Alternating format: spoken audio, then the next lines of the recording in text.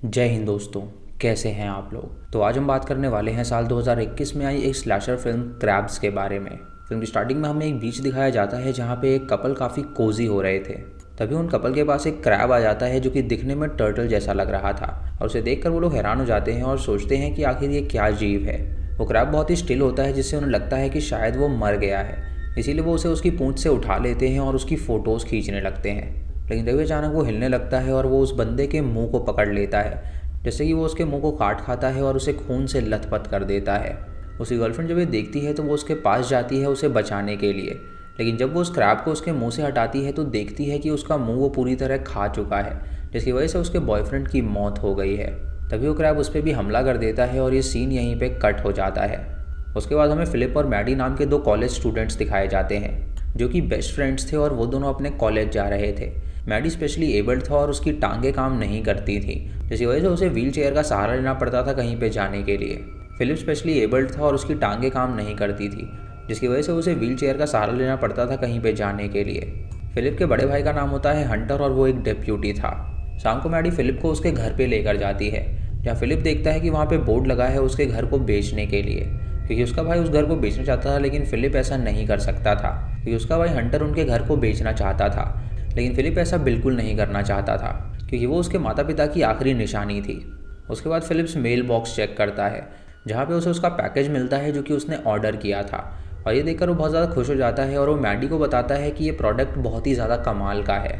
वो उसे लेकर अपने गराज में जाता है और वहाँ पे उस प्रोडक्ट को दिखाता है और उसे कहता है कि ये एक ऐसा प्रोडक्ट है जिसकी वजह से वो चल पाएगा, क्योंकि वो इसकी एनर्जी एक मशीन में डालेगा जिसकी वजह से वो चलने में कामयाब हो जाएगा।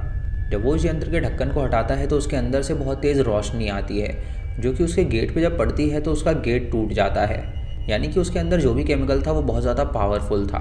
तभी शरीफ वहाँ पर आ जाता है जो कि उसके भाई के बारे में पूछता है, तो वो उसे बताता है कि उसका भाई अभी आसपास ही होगा।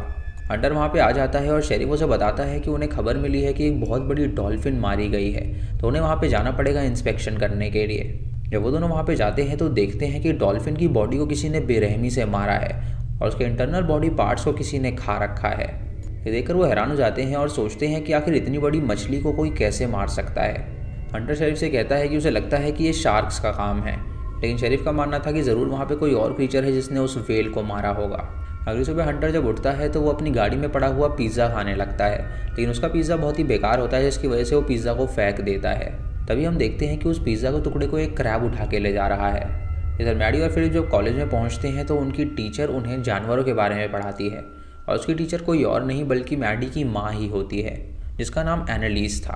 क्लास ख़त्म होने के बाद उन्हें उनका एक दोस्त मिलता है जिसका नाम राडू होता है, और वो मैडी से पूछता है कि क्या वो उसकी प्रॉम की पार्टनर बनेगी, लेकिन मैडी उसे मना कर देती है और उससे कहती है कि वो फिलिप की पार्टनर है। ये सुन के राडू वहाँ से चला जाता है और हम देख पाते हैं कि राडू थोड़ा सा मेंटली इल है, जिसकी वजह से कोई भी उसका दोस्त नहीं बनना चाहता था। इधर हंटर और शरीफ जब बीच पर पहुंचते हैं तो वहाँ पे वो उस बंदे की लाश को देखकर हैरान हो जाते हैं। तभी उन्हें बीच के केव के अंदर खून नज़र आता है, और डेप्यूटी जब अंदर जाता है छानबीन करने के लिए तो हम वहाँ पे क्रैब्स को देख पाते हैं जो कि वहाँ पे छुपे हुए थे। तभी डेप्यूटी वहाँ पे ढेर सारे कटे हुए बॉडी पार्ट्स देखता है, जिसे देखकर वो हैरान हो जाता है, और तभी उसे वहाँ पर वो लड़की नज़र आती है। तो वो पीछे मुड़ती है और वो देखता है कि उसकी आंखें बाहर आ चुकी हैं। वो लड़की उससे चिल्ला के कहती है कि ये सब क्रैब्स ने किया है, और डेप्यूटी ये देखकर हैरान हो जाता है और उस लड़की की वहीं पर मौत हो जाती है। रात को राडू अपने दो दोस्तों के साथ होता है जहाँ पे उसके दोस्त उसका मजाक उड़ा रहे होते हैं, और तभी वहाँ पर वो क्रैब आ जाता है।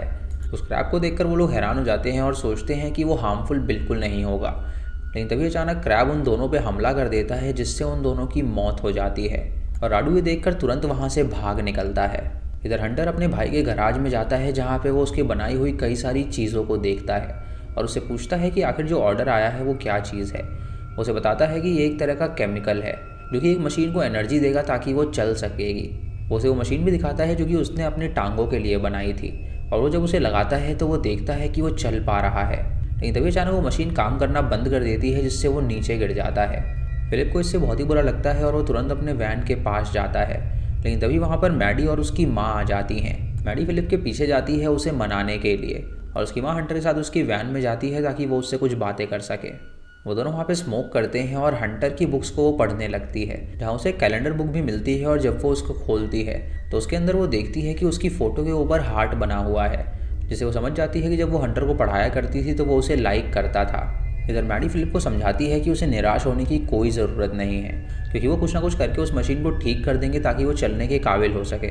इधर राडू भागते हुए एक बार में जाता है जहाँ वो लोगों को आगाह करने की कोशिश करता है कि यहाँ पे डेडली क्रैब्स आ चुके हैं, लेकिन वो मेंटली इल था जिसकी वजह से कोई भी उसकी बात पे इतना गौर नहीं करता और वो लोग उसे बार से तुरंत बाहर भगा देते हैं। बार के बाहर उसे फिलिप और मैडी मिलते हैं और वो उन्हें जब वो बात बताता है तो वो लोग भी उस पर विश्वास नहीं करते। तभी उनके सामने एक क्रैब आ जाता है तो वो कहता है कि वो इसी के बारे में बात कर रहा था, लेकिन मैडी को लगता है कि वो हार्मलेस है, इसीलिए वो उसके पास जाती है और उसे छूने की कोशिश करती है। लेकिन तभी अचानक वो क्रैब एकदम शांत हो जाता है और उसे कुछ भी नहीं करता, जिससे उन्हें लगता है कि शायद वो मर गया है। उसके बाद मैडी और फिलिप वापस आ जाते हैं, जहाँ पे मैडी अपनी माँ को उस गराज में ले जाती है और उसे बताती है कि फिलिप ने एक यंत्र बनाया है जिसकी मदद से वो चलना चाहता है और उसकी माँ एक टीचर होती है जो कि उसकी हेल्प करती है उसे ठीक करने में। इधर राडू देखता है कि उस मरे हुए क्रैब के अंदर से कुछ चीज़ निकलती है जो कि एक बहुत बड़ा क्रैब बन जाता है, जिसे देखकर वो डर जाता है और जब वो क्रैब उस पर हमला करता है तो वो उसे जान से मार डालता है। अगले दिन कॉलेज की पार्टी होती है जहाँ पे हंटर अपने भाई को तैयार करता है और उसे कहता है कि उसकी मशीन उनकी टीचर ने ठीक कर दी है। जब फिलिप उस मशीन को पहनता है तो देखता है कि वो चल पा रहा है और ये देखकर वो बहुत ज़्यादा खुश हो जाता है। वो दोनों जब अंदर जाते हैं तो हंटर देखता है कि उसकी टीचर इशारों से उसे बुला रही है और फिलिप मैडी के पास जाता है और मैडी उसे देखकर काफ़ी खुश हो जाती है और वो दोनों एक साथ डांस करने लगते हैं। इधर फिलिप जब मैडी की माँ को ढूंढ रहा होता है तो उसके पीछे से एक क्रैब गुजरता है। जब वो पीछे देखता है तो वहाँ पे कुछ भी नहीं होता। तभी वो क्रैब उसके आगे आ जाता है और उसे चेस करने लगता है उसे मारने के लिए, लेकिन अचानक उसकी टीचर उसे मिल जाती है, जिसे देखकर वो क्रैब वहाँ से भाग जाता है। वो टीचर उसे देखकर खुश होती है और उससे पूछती है कि क्या वो यहाँ पर उसके लिए आया है, तो वो उससे कहता है कि वो रास्ता भटक गया था। लेकिन तभी वो टीचर उसे किस कर देती है और उससे कहती है कि वो उसे बहुत ही पसंद करती है। उसके बाद वो दोनों भी पार्टी में जाते हैं और वहाँ पे डांस करने लगते हैं। तभी अचानक डीजे के पास एक क्रैब आता है जो कि उस पर अटैक करके उसे जान से मार डालता है और ये देखकर सभी लोग हैरान हो जाते हैं और वहाँ पे ढेर सारे क्रैब्स आकर उन पर हमला करने लगते हैं। वो सारे क्रैब्स एक एक करके सबको मारने लगते हैं और वहाँ पे अफरा तफड़ी मच जाती है। हंटर फिलिप मैडी और उसकी माँ को लेकर वहाँ से भागने लगता है और तभी वो देखते हैं कि वहाँ पे एक बड़ा सा क्रैब आ गया है, जिसे देखकर वो डर जाते हैं और तुरंत एक रूम में जाके छुपने की कोशिश करते हैं। लेकिन तभी फिलिप नीचे गिर जाता है जिसकी वजह से वो उठ नहीं पा रहा था, तो हंटर उसके आगे आ जाता है ताकि वो क्रैब से लड़ सके। लेकिन जब वो क्रैब उसे मारने के लिए जाता है तो वहाँ पे राडू आ जाता है जो कि एक तलवार से उस क्रैब का गर्दन काट देता है, जिससे उस क्रैब की वहीं पर मौत हो जाती है। राडू उनसे कहता है कि ये क्रैब्स उनसे ताकतवर बिल्कुल नहीं है और उसके बाद वो सभी लाइब्रेरी में जाते हैं और वहाँ पे छुप जाते हैं। वो ये पता करने लगते हैं कि आखिर ये क्रीचर्स कौन हैं और ये कैसे आए हैं। तो उन्हें लाइब्रेरी में एक बुक मिलती है जिसमें उनके बारे में लिखा हुआ था।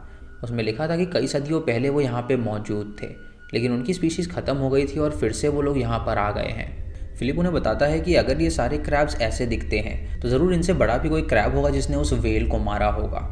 और सुन के सभी समझ जाते हैं कि उन पर बहुत बड़ी विपदा आने वाली है। इसीलिए फिलिप उनसे कहता है कि उन्हें उसके गराज में जाना पड़ेगा, कि वहाँ पे वो एक मशीन बिल्ड करेगा जिससे वो उस क्रीचर से लड़ाई कर सके।